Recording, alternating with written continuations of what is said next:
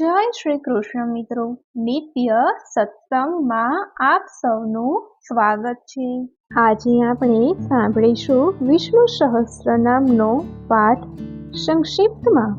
જો આ વિડીયો તમને પસંદ પડે તો લાઈક અને શેર કરી ચેનલને સબસ્ક્રાઇબ જરૂરથી કરજો। વિષ્ણુ સહસ્ત્રનામનો પાઠ નિત્ય કરવાથી સર્વે રોગોમાંથી મુક્તિ મળે છે તથા પાપોનો નાશ થાય છે અને સર્વ મનોરથો પૂર્ણ થાય છે। તો હવે આપણે સાંભળીએ સંક્ષિપ્તમાં વિષ્ણુ સહસ્ત્ર નામનો પાઠ। અંત વિનાના હજારો સ્વરૂપવાળા, હજારો ચરણ મસ્તક સાથળ અને બાહુવાળા પરમાત્માને નમસ્કાર હો। હજાર નામવાળા અને હજાર કોટી યુગને ધારણ કરનાર એવા શાશ્વત બ્રહ્મા પુરુષને નમસ્કાર હો। જેની વાણીમાં કમળ એવા ભગવાન શ્રી વિષ્ણુને નમસ્કાર હો। જલમાં શયન કરનાર ભગવાન શ્રી વિષ્ણુને નમસ્કાર હો। હે કેશવ, હે વાસુદેવ, આપને નમસ્કાર હો। વાસુદેવની પ્રાર્થનાથી ત્રણેય લોક વાસનાવાળા છે અને જે સર્વે પ્રાણી પદાર્થના નિવાસસ્થાન છે એવા હે વાસુદેવ, આપને નમસ્કાર હો। બ્રહ્મ સ્વરૂપ અને ગૌ બ્રાહ્મણનું હિત કરનાર એવા દેવને નમસ્કાર હો। જગતનું હિત કરનાર શ્રી કૃષ્ણને નમસ્કાર હો। ગોવિંદ સ્વરૂપને નમસ્કાર હો। જેમ આકાશમાંથી પૃથ્વી પર પડેલું પહેલું પાણી સમુદ્રમાં જાય છે તેમ બધા દેવોને કરેલા નમસ્કાર ભગવાન કેશવ પ્રતિ જાય છે। જેમાં શ્રી હરિનું ભજન પૂજન થાય છે એવો આ માર્ગ નિકુંઠ છે અને શ્રી હરિના ભજન પૂજન વિનાના માર્ગને કુમાર્ગ જાણવો।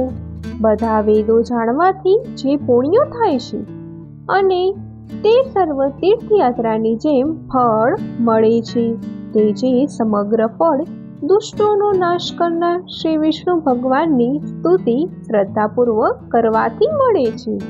જે મનુષ્ય શ્રી હરિના મંદિરમાં નિત્ય 3 વાર પ્રભાત, મધ્યાહન અને સાયંકાળ 2 વાર કે 1 વાર પણ વિષ્ણુ સહસ્ત્રનો પાઠ કરે છે તેના સર્વ કર્મ પાપો નાશ પામે છે। તેના સર્વે પાપ કર્મો નાશ પામી છે।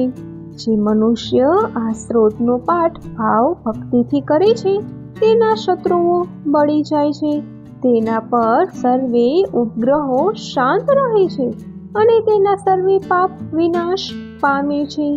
જેણે શ્રદ્ધા ભક્તિપૂર્વક આ સ્ત્રોતનું ધ્યાન કર્યું કે શ્રવણ કે પાઠ કર્યો તેણે સર્વદાન આપ્યાને દેવોની રૂડા પ્રકારની પૂજા કરી એમ સમજવું।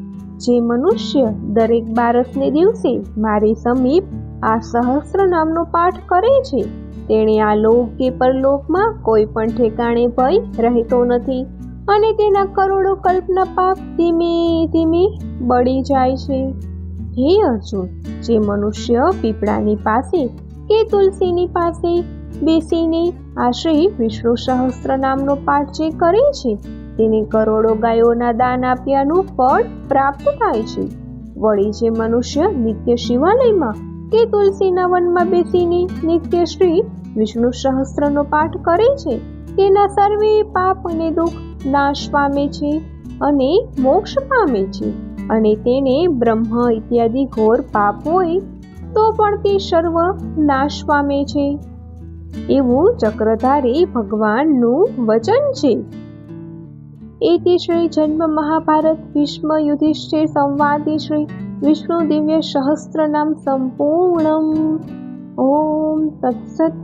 તો મિત્રો, આ હતો ભગવાન શ્રી વિષ્ણુનો સહસ્ત્ર નામનો પાઠ સંક્ષિપ્તમાં, જેને નિત્ય કરવાથી જીવનમાં ઘણા લાભ પ્રાપ્ત થાય છે। જો આ માહિતી તમને પસંદ પડી હોય તો વિડીયોને લાઈક અને શેર કરી ચેનલને સબસ્ક્રાઇબ જરૂરથી કરજો। જય શ્રી કૃષ્ણ।